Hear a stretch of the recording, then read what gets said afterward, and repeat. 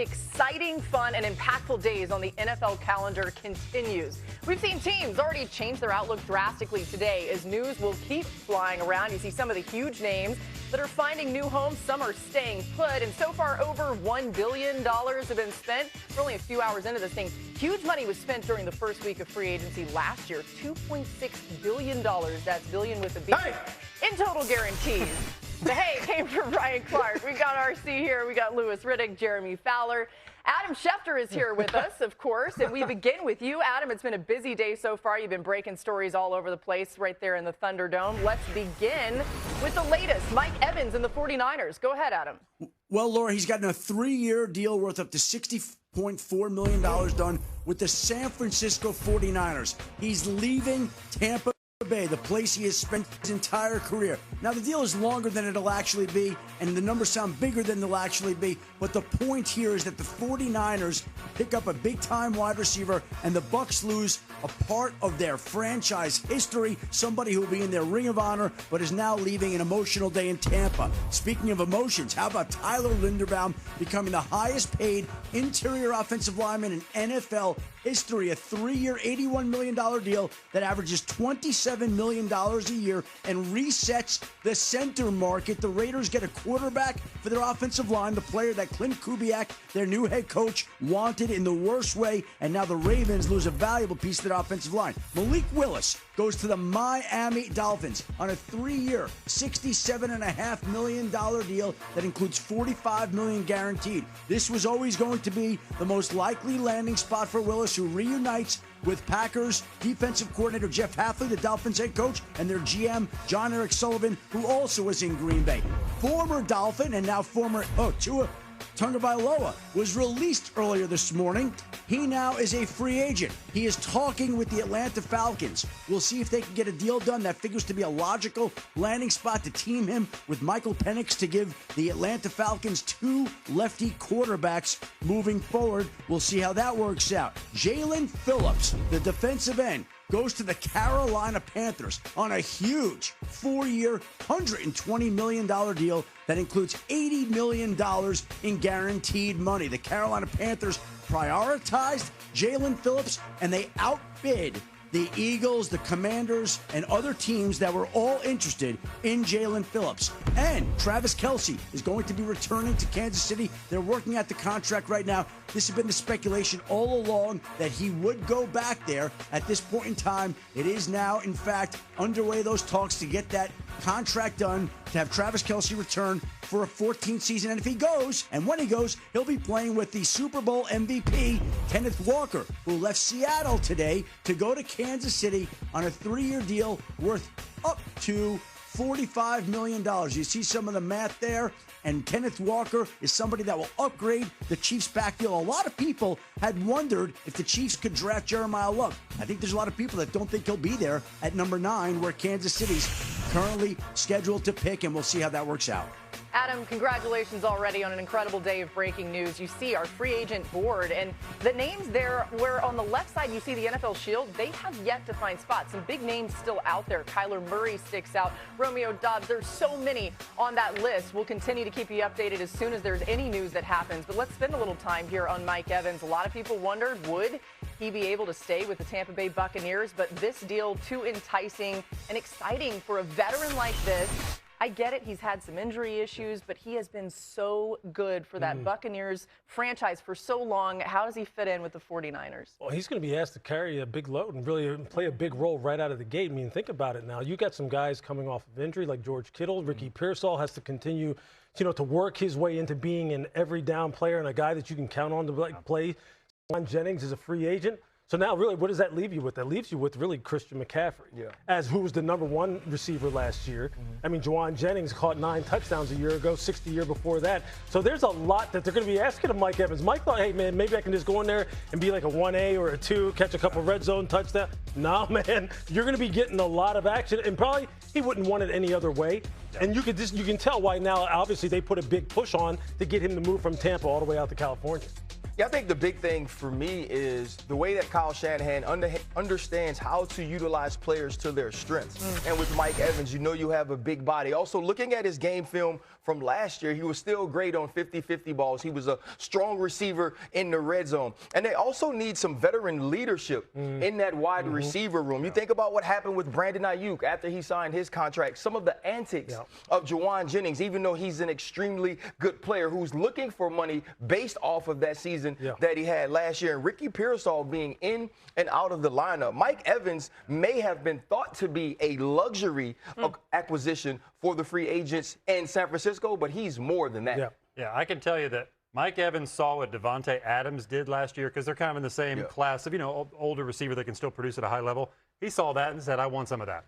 And he wanted that kind of offense, and he wanted an elite quarterback, which Brock Purdy has worked himself into being for the most part. Great play caller, chance to win a Super Bowl, and a lot of targets. That was his criteria, and he's getting all four in San Francisco, which was a sneaky contender in all these markets. They were in on Alec Pierce. Romeo Dobbs, who's yet to sign. They've looked around. They knew they had to upgrade, get some route running help. It's been remarkable what they've done, what Kyle Shanahan has done with so many injuries. I mean, that was such a big story. The defensive side ultimately let them down last season, but the offense had some real highlights, even without some of this firepower. Now we'll see what Mike Evans brings to San Francisco. More off the board, as you can see, so many big names there. Tyler Linderbaum, we're going to get to that, as well as Jalen Phillips and Alec Pierce, who we just mentioned. But Adam, Travis Etienne to the Saints. What's the latest there?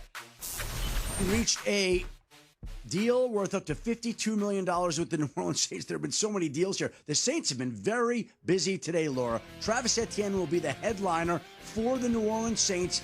Goes back home to Louisiana on a 4-year, $52 million deal. The Saints also get a deal done for the Bills free agent guard, David Edwards, as the Saints look to bolster their offense around their young, standout quarterback, Tyler Shuck, with Travis Etienne becoming his newest toy in the backfield. The Indianapolis Colts held on to Alec Pierce on a 4-year, $116 million deal. The Colts had prioritized keeping him and Daniel Jones. They have Daniel Jones on the transition tag, and today they get a deal done with Alec Pierce to retain him in Indianapolis, which is exactly what they wanted to do with his big play ability. But they couldn't keep Michael Pittman. Instead, they send Michael Pittman to the Pittsburgh Steelers in a trade. They flop late-round draft picks in the deal, and then the Pittsburgh Steelers go and give Michael Pittman a new 3-year, $59 million contract. So even though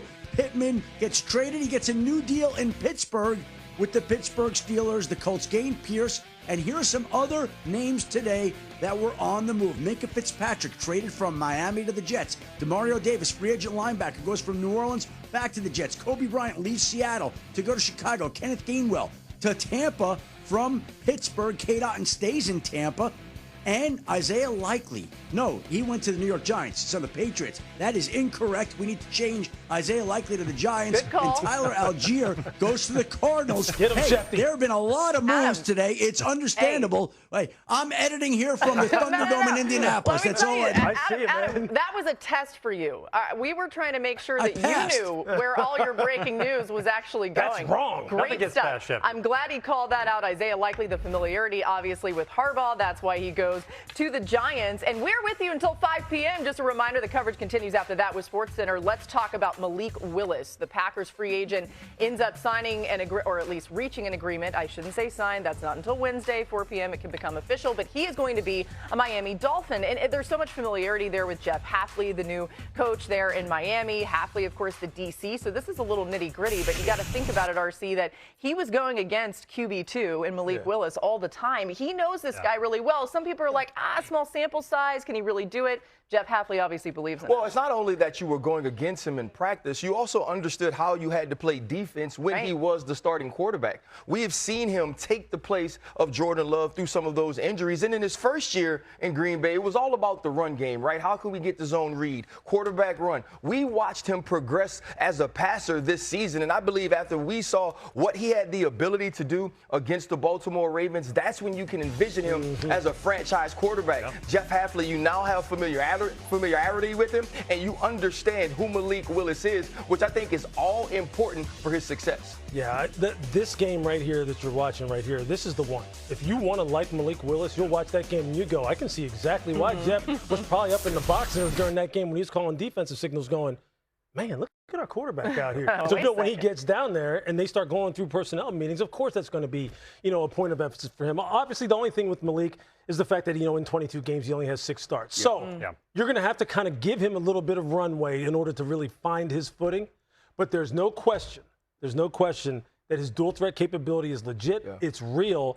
And do not put him in the box of just being a running quarterback who can also throw. Yeah. This young man can throw the form. Yeah. A reminder, too, Bobby Slowick's the OC there, the things that he did with C.J. Stroud early on in his career there for the Texans. Some of that, I think, is probably attractive to Malik Willis in all this. Yeah, and this deal gives Miami options because 3 years, about $67 million. So they're committing something to him, and he has massive upside to maybe he will be the starter. But we know where Miami is as a roster right now. They're resetting a little bit. So if they need to draft somebody a year from now, they can do that. But I was told Malik Willis throughout this process wanted the familiarity. He wanted somebody he could trust, especially with going to Tennessee. It didn't work out. He was drafted there. They probably didn't believe in him like he thought. Now you got Jeff Hafley, who's been with him. He's seen him be groomed by Matt LaFleur and develop as a quarterback. And you have John Eric Sullivan, the GM. That was attractive to him over all else. Any time in free agency, and Ryan, you know this, right? I mean, anytime in free agency that you can go somewhere as a player or as a front office executive or coach, you can get some people who you've worked with before. That's what sets you up. Look, seeing a lot of that today. It's just so natural. I mean, just think about some of the things that we did when we were in Washington, when you were there. When we bring in Greg Williams and we bring in Greg Blosh, and then we wind up signing people, who these guys had coached before, already. London, Fletcher, Philip Daniel, and they wind up having great times there and having great production. That's what you look for. It's a no-brainer. We're going to talk about the Tua Tagovailoa piece of all this and where he may end up. That's coming your way later as Adam continues to work the phones. More news is going to happen. We've showed you our board here of players still left available. Schefter Cam, I like that.